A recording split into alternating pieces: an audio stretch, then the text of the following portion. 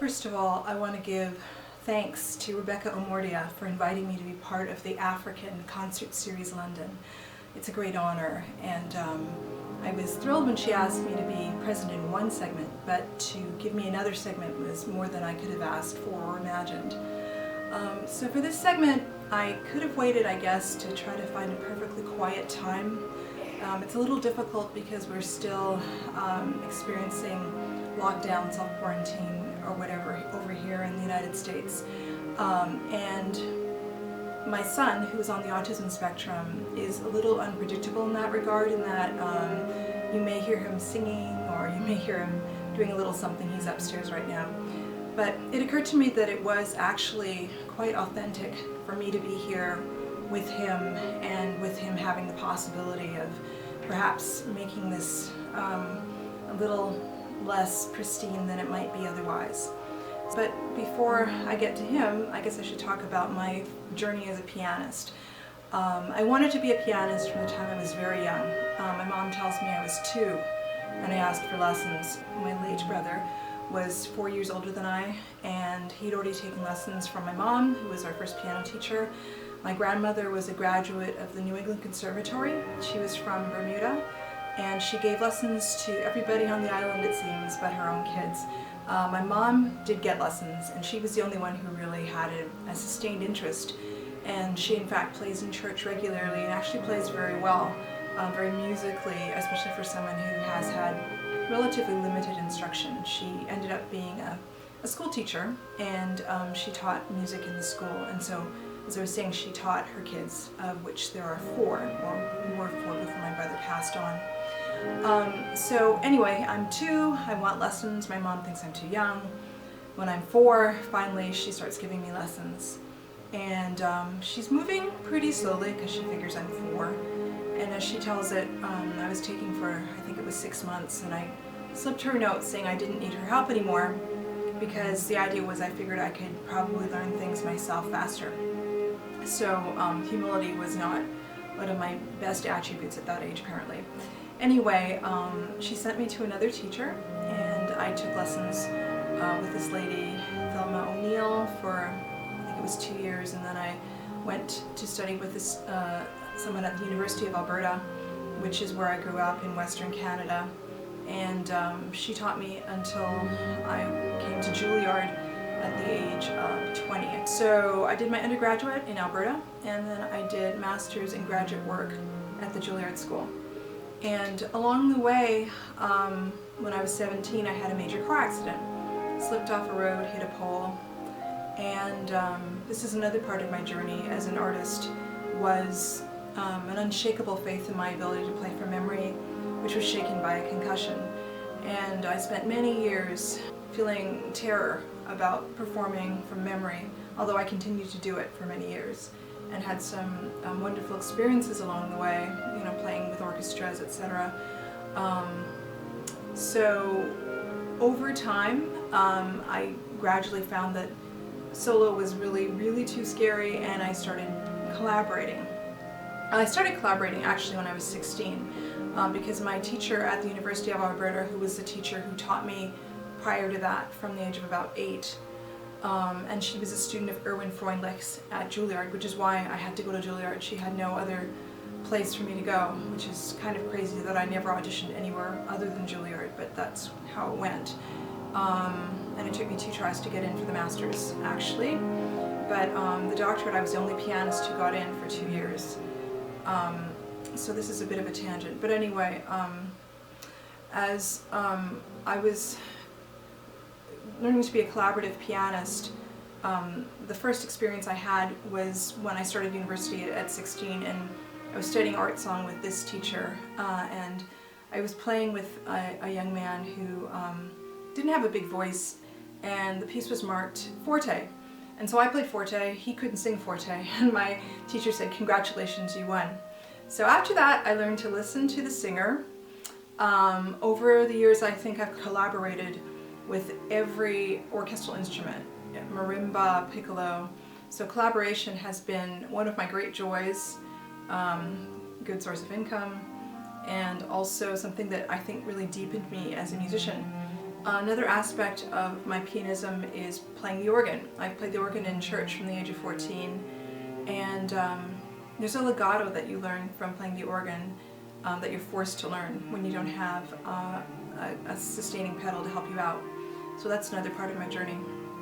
Anyway, I started performing solo again after having given it up for a few years because of this fear. My memory is not always the best.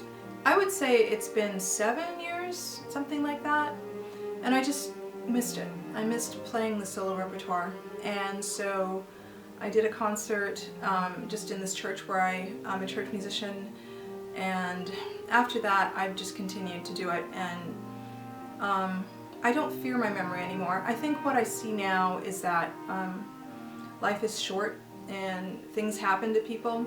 You know, Leon Bates, I read, got Parkinson's, and I've always felt that playing the piano was a gift, and I want to use it as much as possible. I want to embrace it as much as possible. I thank God for it. And so being fearful isn't part of the equation. I just want to make music as much as I can. So the aspect of being a writer, I always liked to write. I was a very introverted kid, and I was always scribbling stuff down, and wrote poetry when I was a little kid, and I also wrote actually novels. My first novel I think I wrote when I was 12, which will never see the light of day. But I always liked inhabiting people's brains, people who weren't me, or had aspects of me maybe, but I just liked making up stories, and you know, you could make the story turn out any way you liked. So that was a hobby, something I didn't really do when I was in college until, I'm not sure why I got this notion, but when I was in New York, I was reading, you know, I'd read books sometimes, and I thought, I bet I could write something that's as good as some of these books, which again, it's not that I had no humility, but confidence, we'll call it confidence. So I wrote a story, it was called Choices, eventually, it didn't have a title at that point. I sent it to some agents, and one of them said her list was full, I didn't even know what that meant, and suggested I send it to a lady at Essence magazine, because they were starting a series of books with African American women as authors. And so my book was picked up. It was one of the first ones. I was told I had to spice it up a bit because it was being sold as a romance novel. And that was that. Choices was published in 1996. The next book that I was going to write, I was told I couldn't include it in their genre because it has to be a lot narrower focused.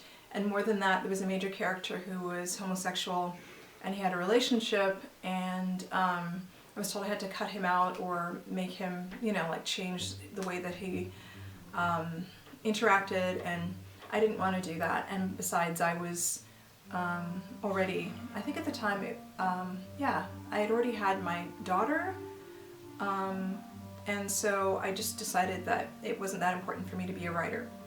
So a few years ago, I would say it was, I lose track of time all the time, about 2016, one of my former students at Florida A&M University, which is where my children were born in Tallahassee, both of them, invited me to a writing group online, and it was for black writers, and everybody was writing poetry, and so I never thought of myself as very poetic since my extreme youth.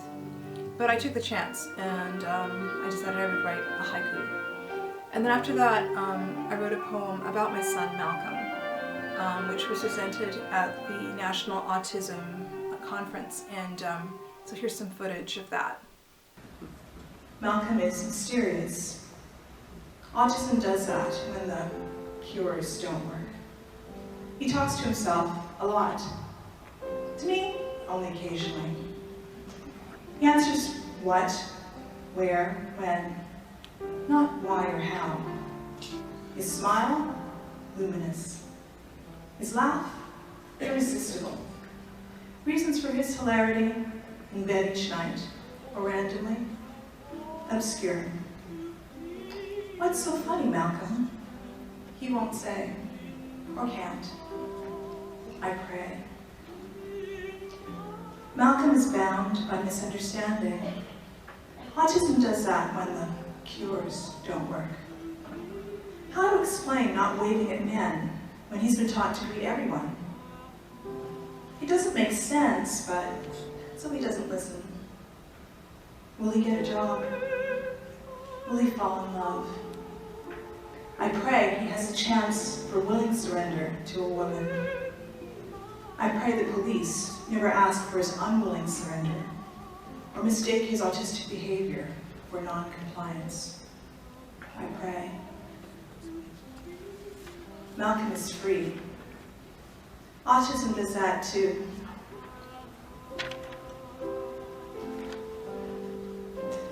Free to immerse in his favorite virtual reality. No glasses needed.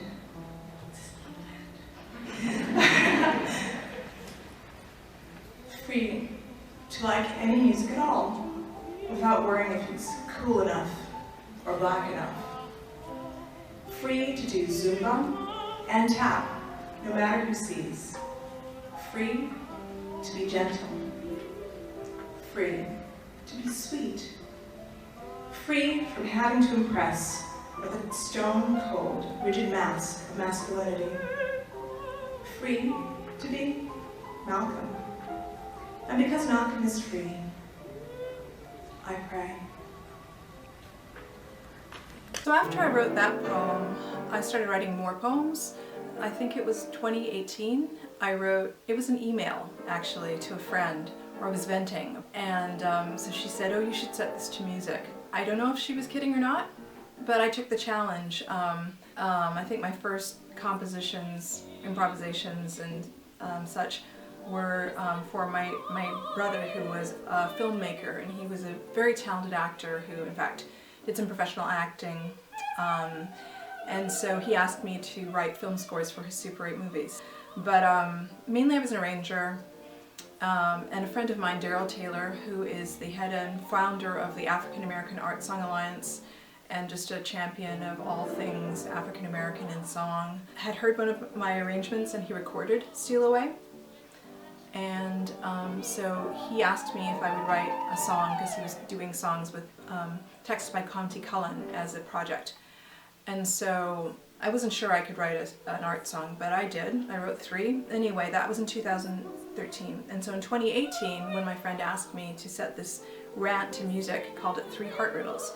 And they've been performed internationally now, which is kind of funny to me since it was just a rant. They also are hopefully going to be published by a major publisher. We'll see what happens with that.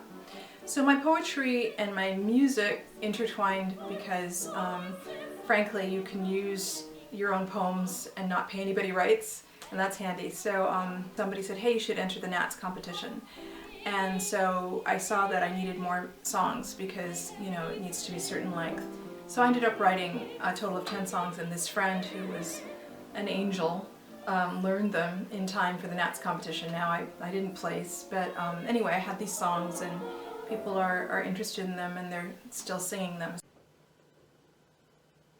My heart is awake, roused by the exhilarating melody.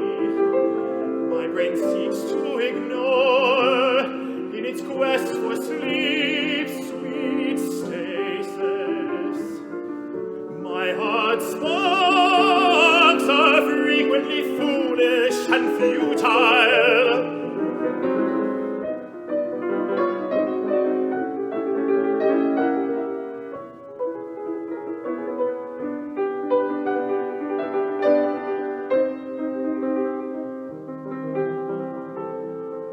My brain, cold water in hand, basks a moment in the warm ember's glow,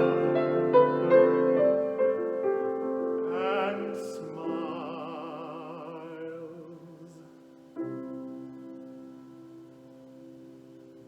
So I'm just going to very quickly set up this other art song, Big Yellow Taxi. I wrote the poetry around the time that Notre Dame burned. And then about 2 months ago, a friend let me know about a contest that had to do with writing music to do with democracy.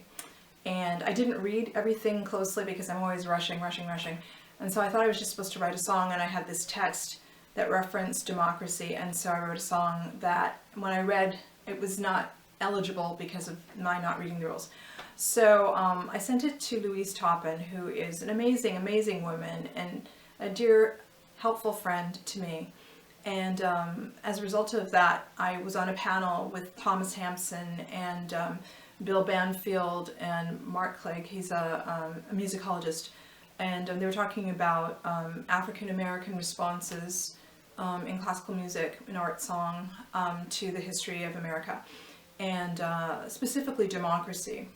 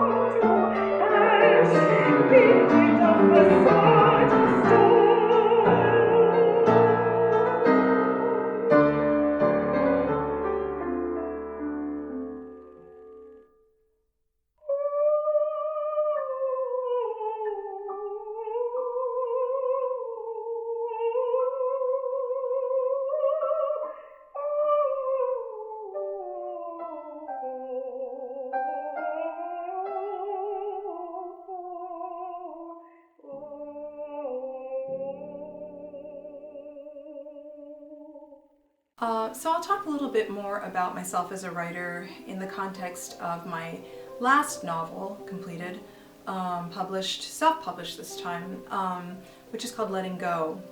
Letting Go is loosely autobiographical. I'll read a little bit about the blurb. Even though she lives hundreds of miles away, when Langston, who dreams of being a chef, meets Cecile, a Juilliard-trained pianist, he is sure that his history of being a sidekick, instead of a love interest, is finally over. Their connection is real and full of potential for a deeper bond, but the obstacles between them turn out to be greater than distance. Can these busy, complicated people be ready for each other at the same time? Does it even matter?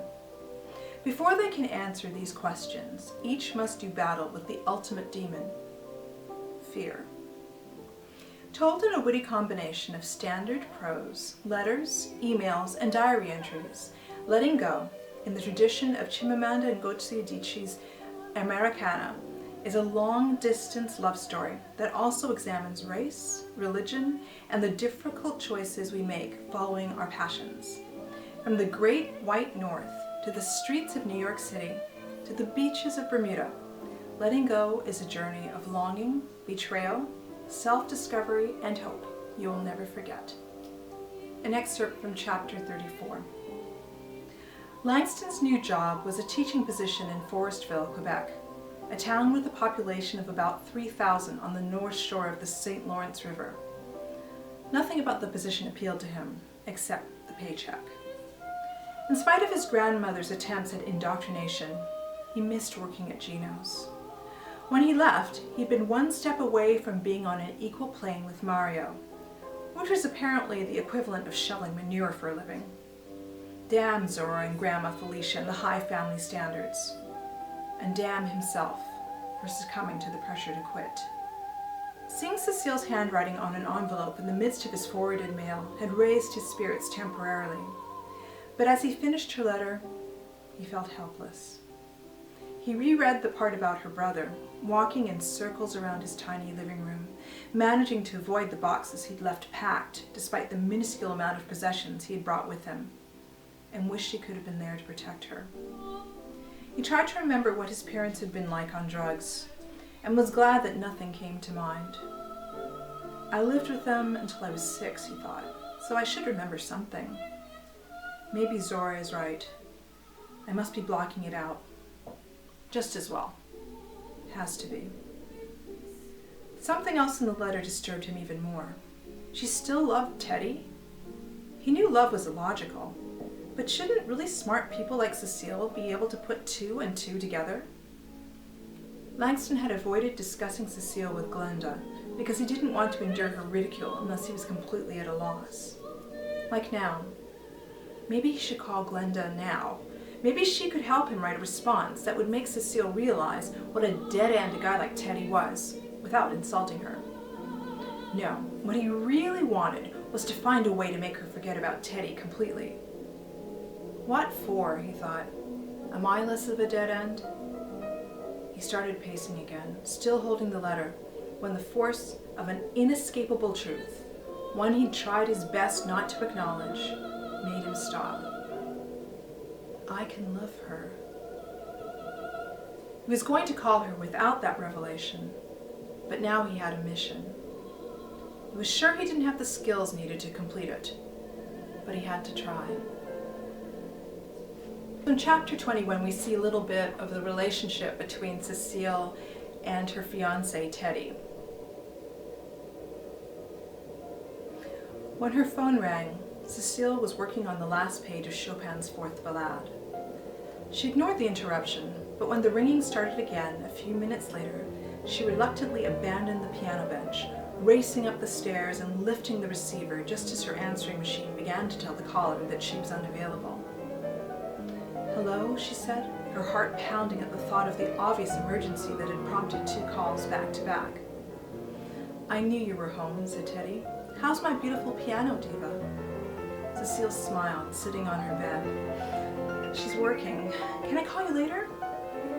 "Actually," he said, lowering his voice an octave, "I was hoping to see you tonight." Cecile glanced at the clock. 7 p.m. After her last bad lesson, 2 weeks prior, she'd promised herself that her time with Teddy wouldn't infringe on her time with the piano anymore. "I'm sorry, babe. I can't," she said. "I have a lesson tomorrow. Got to keep Mr. Balog happy." "I can make you so happy we won't care about that." Cecile laughed. "Save it for tomorrow night?" Teddy paused. "I really need you," he said quietly. "I don't know why I feel so alone here. You're the only one who makes it go away, baby. Are you sure you can't come over?"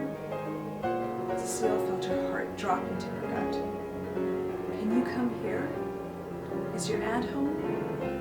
"Yes." There was a silence, then Teddy said, "I don't have the energy to be sociable tonight. I'm really sad." Tears formed in Cecile's eyes. "What happened, babe?" "I don't know. I was making my own dinner and the house got really empty all of a sudden. Please come over." Cecile closed her eyes for a moment. It sounded like a frightened child. Every other time, she dropped whatever she was doing to rush to his side. But the requests were getting more frequent, and leaving him once she got there had become more involved. "I promised, but..." She glanced at the clock again, then at her music, waiting impatiently on the piano. "Teddy, baby, I'm so sorry. Listen, I'll call you as soon as I'm done. I can only practice until 9, so you're turning me down?" "I'll make it up to you," she purred. "I promise. I'll call you the moment I finish practicing." "Wow, you're really turning me down." "I have to practice, Teddy. So you're gonna hang up on me now too?" "No. Why are you being such a bitch?" "What?" "You heard me. Goodbye, Teddy." Cecile slammed down the phone, blinking hard. Suck it up, she thought fiercely, trying to heal the ache in her gut by taking slow, deep breaths. She'd been sitting on her bed for 5 minutes when she realized that her practice time was slipping away. So she hurried back downstairs to the piano, where she sat for another 5 minutes before she could focus enough to play another note. She tried to lose herself in the fury of the last page of the Chopin, but her fingers refused to find the notes she'd just mastered, because a part of her brain couldn't stop listening for the phone to ring. Half an hour later, she gave up, running upstairs to apologize, then trying unsuccessfully not to cry when the phone continued to ring over and over, because Teddy had turned off his answering machine. I recorded music by African American composers. However, when I was growing up, that wasn't a priority at all. I grew up in Western Canada, and I was a very, very small minority in the town where I grew up.